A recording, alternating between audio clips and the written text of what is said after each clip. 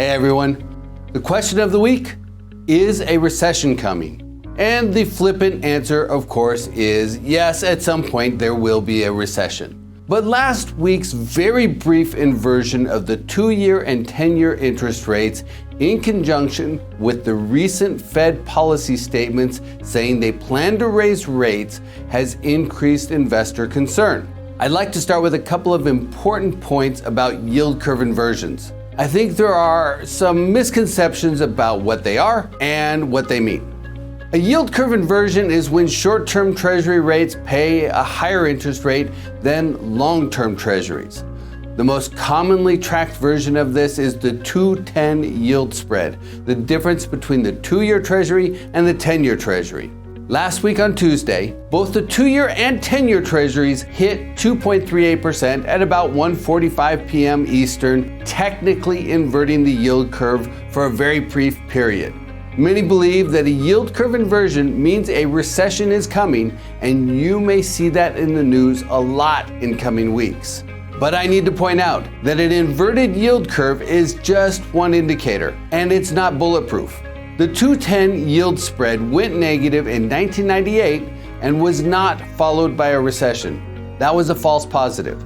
Now, instead of the 2-10 yield spread, a lot of economists prefer watching the spread between the 3-month treasury and the 10-year treasury. This has the benefit of having a longer historical data set to work with, and it takes more pressure to move 3-month interest rates higher than 10-year rates. So it's theoretically a little bit more accurate. Even so, there have been 2 false positives when the 3-month rate went higher than the 10-year rate and no recession followed, once in 1967 and another in 1998.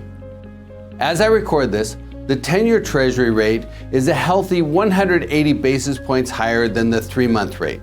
So that metric hasn't inverted, and it looks like there's plenty of maneuvering room there. Of course, as I pointed out earlier, this doesn't explicitly mean there's no recession coming, but simply that this particular indicator isn't blinking red.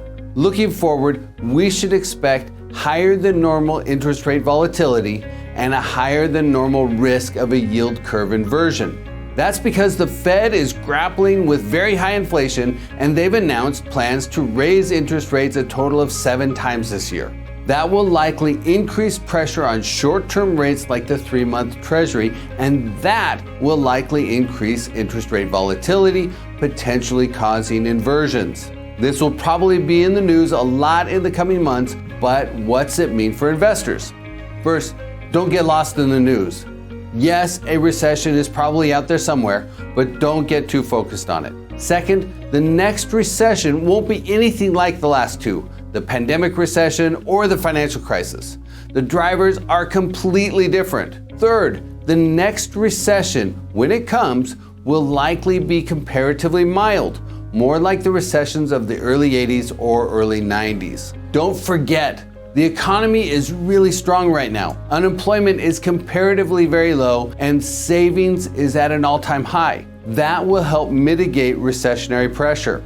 So, while a recession could be in the cards within the next 2 years, and investors need to be mindful of the risk, it shouldn't be the principal factor driving strategies right now. The key economic drivers investors need to factor into their strategies are inflation risk and interest rate risk. That means focusing on real estate that can increase revenues to keep up with inflation and using fixed rate debt.